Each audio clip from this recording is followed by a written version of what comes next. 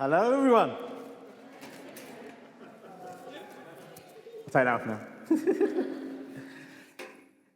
If you don't know me, my name's Chris. I am the youth pastor here at St. Peter's, and I am a lover of Easter. I'm a lover of Easter. I'm going to say this. My mum's actually here. I'm going to get in trouble. I actually don't like Christmas, but I love Easter. The reason I don't like Christmas is because I always have to get involved in everything, cook all the dinner, everything like that. But Easter is one of those times where I love it. And I'll tell you why in a minute. But everyone here, what is Easter about? Shout some stuff out for me. I'm going to hear. I heard chocolate. Yes. What else am I hearing? Jesus rising from the dead. Her parents are really happy. Anyone else? It's good. That's the end of my talk. The beginning of my talk is just chocolate. So excellent who said chocolate there. But that's the thing. For me, Easter, the whole period of Easter is about food. And you couldn't tell that by looking at me, could you? But hear me out. We have Pancake Day, Shrove Tuesday, right at the beginning. You can put Nutella on it. You can put bananas, you can put strawberries, or you can go proper English and have lemon and sugar. Lots and lots of sugar, a little dribble of lemon. Then we get to Good Friday. In my house, my dad would cook a soup called bouillon bread, which is a Creole soup, which is absolutely amazing as an adult. As a child, hated it. But what he would do is he would fry fish, and just before he put it in the soup, I would run and I'd grab the fish before he looked and caught me, and I'd be eating the fried fish in the back. But that was the thing. Good Friday was all about the fried fish and the celebrating together and the mourning together of Jesus' death. And then we came to Easter Sunday, and someone shouted out chocolate, and that was it. It was all about going to church in the morning and then getting back to eat the chocolate eggs before my dad had finished making lunch. And the wonderful thing about my dad was he takes so long to cook lunch, I could eat all my chocolate eggs in the period between 12:30 and 2:30 when he would give us lunch. And I'd be so sick by the time it was lunchtime that I wouldn't want to eat my dinner. But my brother, my older brother, he has all this wonderful things that help him not eat his eggs. You know, he's got a lot of willpower, which I don't have. My older brother is so good at looking at chocolate for months and months and months. I hate it. It's terrible. So what I would do is I'd eat all my eggs, and then he'd have his eggs, and he would eat a little bit. He'd break a little bit off, eat that little bit, and then leave them for weeks on end. And I'd be waiting for him to say, "Oh, do you want to eat them, Chris?" And he never would. He'd always keep them. He knew I wanted them. And he doesn't even like chocolate. So what I would do, I'd sneakily open the wrappers. And from the back, I would eat the chocolate eggs. And then I'd close them up so that he didn't know I'd eaten them, because I knew he would never eat them. But then he'd find out. And because he's my older brother, he'd beat me up. But that's the thing. The Easter story for me was all about food. It was all about that. But we just saw Isaac's great retelling of the time where Jesus rose from the dead. The reason we're celebrating today, and what I want to do is we're going to tell that again, but you guys are going to get involved this time. So, in your packs and at home, if you have you can steal your parents' phone and go to the emoji function and on the YouTube comments, put the emojis that go with the emotions we're going to be talking about in the comments for us as we go through the talk. So I've got my favorite emoji here on my chest. Obviously, the cool one. I couldn't find the t-shirt with the poo emoji, so I had to go with this one. But my son's over there, he loved the poo emoji, is his favorite. So when I say one of the emotions from the Easter story, so scared, you're going to hold up your emoji faces. So everyone just try for me, hold up an emoji face for me. So if I say something that's sad or scary or something, you can hold up one of the ones like that. Hold up. You got your emojis? There's more emojis out there. Come on. And then if I say something like joy, you can hold up one like that. Hold them all up, come. Excellent. And if you're at home, you can put the emojis, because you've got the colourful ones.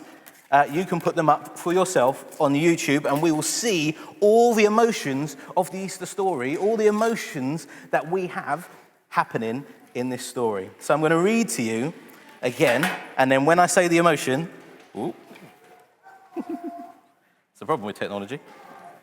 Where's the button?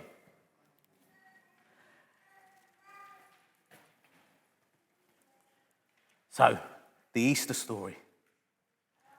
Here it comes.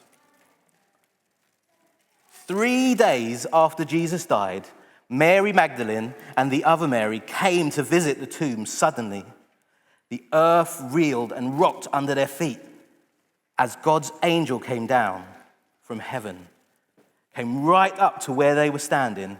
He rolled back the stone and then sat on it. Shafts of lightning blazed from him. His garments shimmered snow white. The guards at the tomb were scared. Hold up, scared one. I've got that one. Ooh. Ah! It was scared, just like in the Lego retelling. And they were shocked. Hold up, everyone shocked?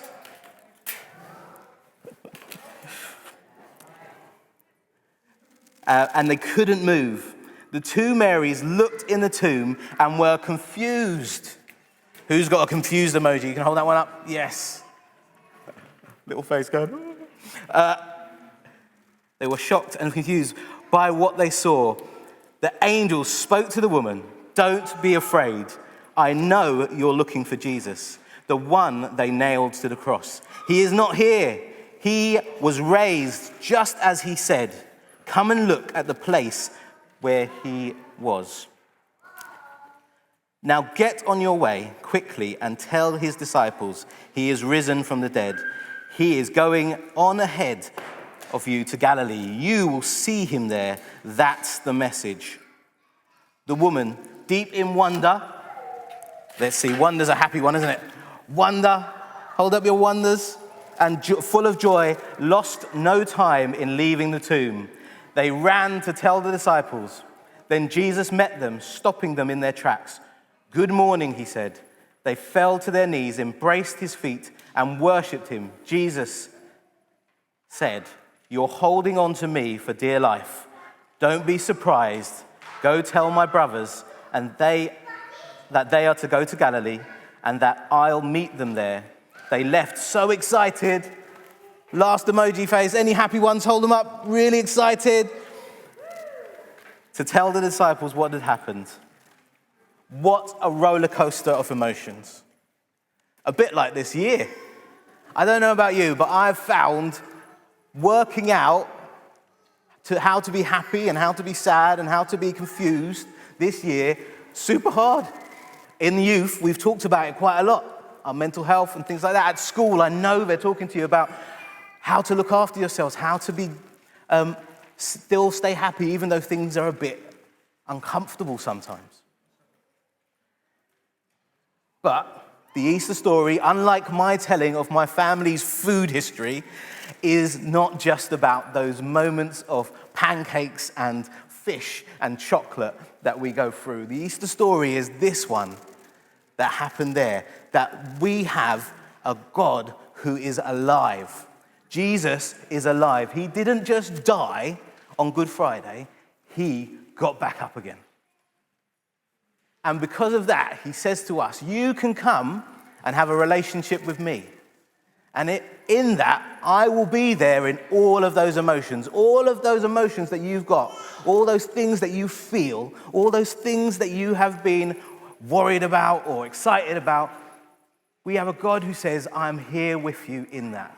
And because of that, because we know that, it's also that we have a God who said some other things, that said to us, because Jesus rose, we have a new life.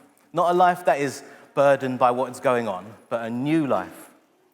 Because he died on the cross, he promises that whenever we do anything wrong, we can go to him and receive forgiveness. So I am apologizing to my brother right now as he's watching on YouTube and saying, I'm sorry I ate all your chocolate. I know you didn't really want to eat anyway, but I'm really sorry still. And I can accept that apology. He can accept that apology, and I am forgiven for that. I don't have to hold it around for the rest of my life.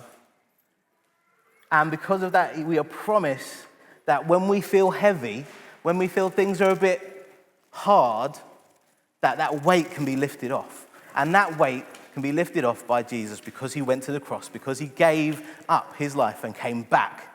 We can have that. So, that's the Easter story.